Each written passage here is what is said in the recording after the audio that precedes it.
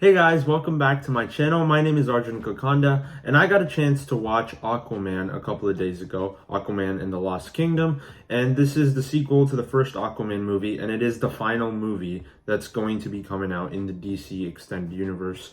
And the DCEU in general is a franchise I've enjoyed a lot more than other people. I've been a defender of it since the beginning, at least since I started watching it, because Man of Steel, I love that movie.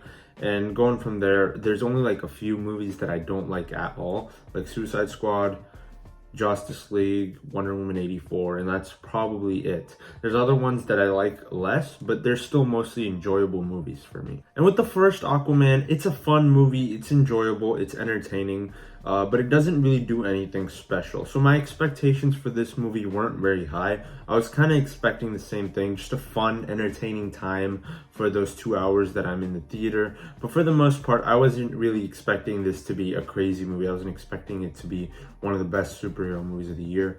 And for the most part, that's what it was. But before I share my thoughts on this movie, guys, let me know down in the comments if you've seen Aquaman and the Lost Kingdom. What did you think about this movie? I know I haven't posted a review in a while. I know Loki was the last thing I reviewed like a month ago. I've just been very busy. Even before Loki, there's like a 2-month stretch where I didn't post any videos, which I felt terrible about.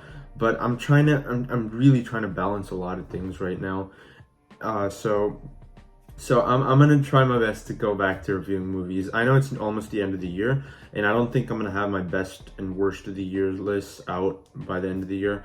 I'm gonna put those out like later or early next January or something, like the second week of January or something, just so I can catch up on a couple of movie reviews, and then I can actually do a top 10 worst and best list and whatever, just my end of the year videos. So with that said, let's talk about Aquaman. And it's a fun movie. Like I said, it's basically like the first one. I do think the first one was a little more fresh. Like I think the CGI in this movie is really bad. I don't know why, but this movie has really bad CGI. It's not as bad as The Flash. I don't think. Like the third act of The Flash, the final battle of The Flash, has some of the worst CGI I've ever seen. With this movie, it's not just like specific scenes. It's like the entire movie has bad CGI sprinkled throughout it. Bad green screen effects, bad underwater. The underwater effects absolutely suck, especially even compared to the first movie. I was comparing it to Avatar 2 in my head, but even compared to the first movie, from what I can remember, the first movie had really solid visual effects underwater. There's nothing that distracts you. This movie does. With that said, though, I think on a story level, it's fine. It does do something interesting with where the first movie is like an adventure story with Aquaman, Jason Momoa, and Mera. This movie is with him and his brother, King Orm, and I enjoyed that. I think it's a nice little twist to the Aquaman story, adding that brother dynamic makes it a little more interesting, makes it a little more fresh, makes it different from the first movie. But on a story level, there's really not much crazy stuff going on here. I like the idea of the villain they presented in this movie. He's some really creepy demon dude that has a lot of lore behind it with Atlantis and stuff. And I like the idea of this guy. I forgot his name, but just he looks kind of like Groot, and he just has a really cool voice and presence. Every time he's on screen, you kind of just feel like he's demanding attention. And I really liked that vibe from the villain. But the thing is, I don't think they used that to the full extent.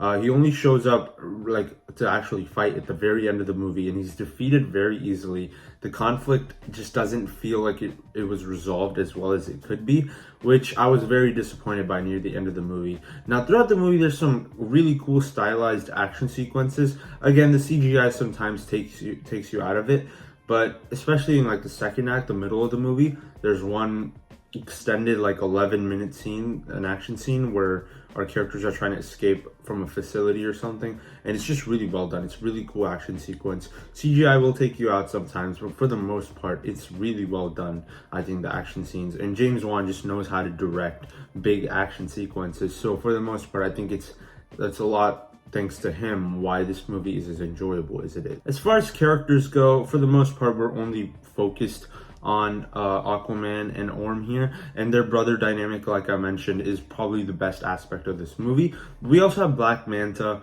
who I think could have been used a little better. It's just the way they treat him as a villain is he's taken over by the actual main bad guy, who again is defeated very easily at the end of the movie, which I found very disappointing. But Black Manta himself, I think, is a cool villain. In the first movie too, he was really cool, and he has some cool action scenes here.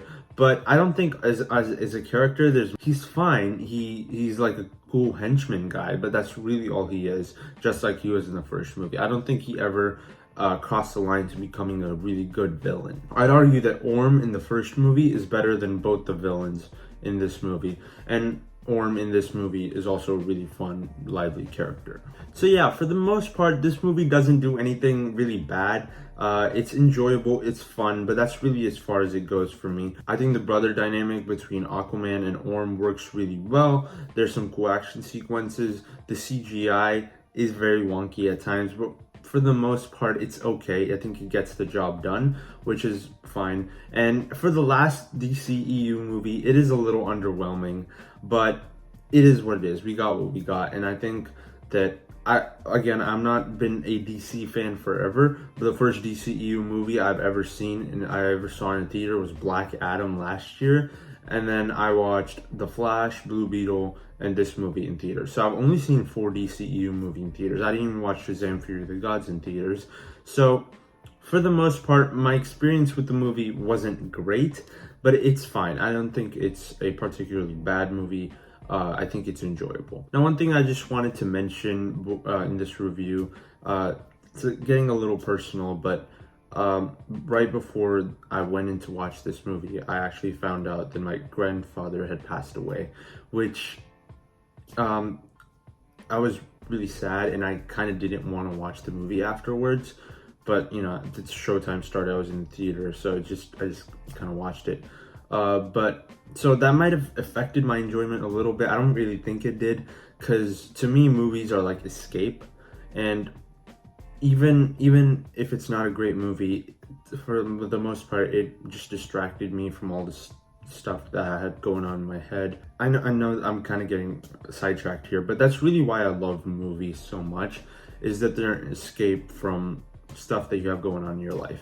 And whenever I think about this movie, I'm gonna obviously think about my grandfather, because I found out right before this movie had started, movies still to me are that escape that I can look over stuff that I have going on in my life and just have a good time and just escape the real world for a couple of hours. So for my score, again, it's an enjoyable movie, so I can't go super high. It's not amazing. I'm gonna give it around a 60%, basically the same score I gave like Shazam! Fury of the Gods and Blue Beetle. It's enjoyable, it's fun. I think I like it a little more than Shazam! Fury of the Gods and Blue Beetle, just because I think it has more of a fun, entertaining tone to it. I don't think that it's a great movie, and I wouldn't really recommend it. If you're looking to watch a movie in theaters right now, there's probably much better ones you could watch. I didn't watch Wonka yet, so maybe go watch that one. That one might be good. I did hear that the reviews were pretty solid. So yeah, those are my thoughts on Aquaman and the Lost Kingdom, the sequel to Aquaman. This is the last DCEU movie, which is kind of crazy to think about. We're now getting a reboot for DC, which I'm optimistic about, but I really wish that we just stuck to one thing with this universe. But it is what it is. I hope this reboot is a full reboot and we actually get a good universe from DC. Thank you so much for watching this video, guys. Let me know down in the comments, what did you think about this movie if you've seen it, and what do you think about the DCEU coming to a close with this movie and us getting a new DC universe? I'd love to know your thoughts about all of that. If you enjoyed this video, be sure to hit the like button and subscribe to my channel. I'll see you in the next one. Bye.